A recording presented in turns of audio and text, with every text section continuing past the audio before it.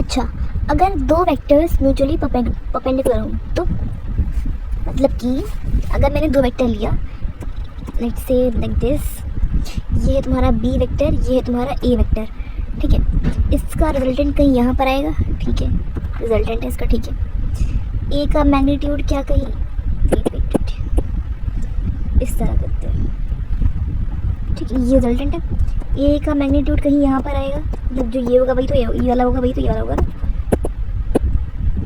B का magnitude कहीं यहाँ पर आएगा, ये कुछ बी का मैग्नीट्यूड होगा, फिर उससे मतलब नहीं, मतलब हमें ए से देखो मेरी बात सुनो, देखो जो हमारे पास अगर ये दोनों आपस में परपेंडिकुलर है, मतलब कि जो थीटा की जो वैल्यू होगी वो होगी 90 डिग्री, ठीक है।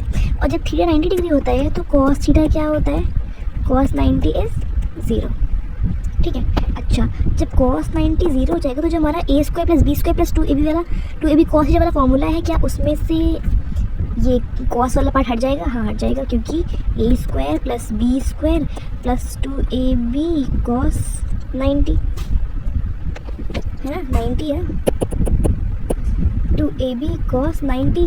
जब ये 90 है तो 0 हो जाएगा, जब ये 0 होगा तो ये पूरा कॉम्पोनेंट 0, तो इसको क्या हम कह सकते हैं कि ये चीज़ यहाँ पर है ही नहीं, ये बस इतना ही सा पार्ट है ना।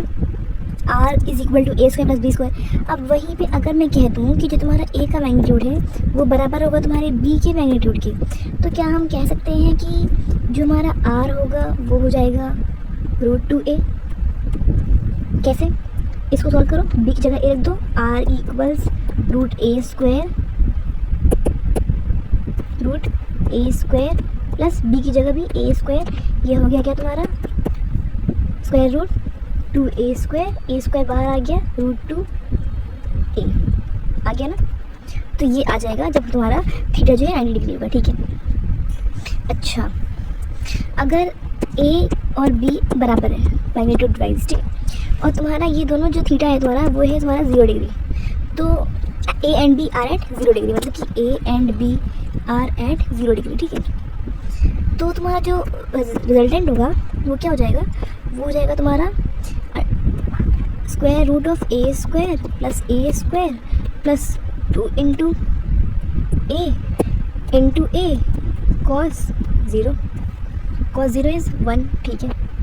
इसको सॉल्व करने के बाद हमारे पास आता है √2a 1 प्लस कॉस थीटा की पावर 1/2, या फिर स्क्वायर रूट कह लो।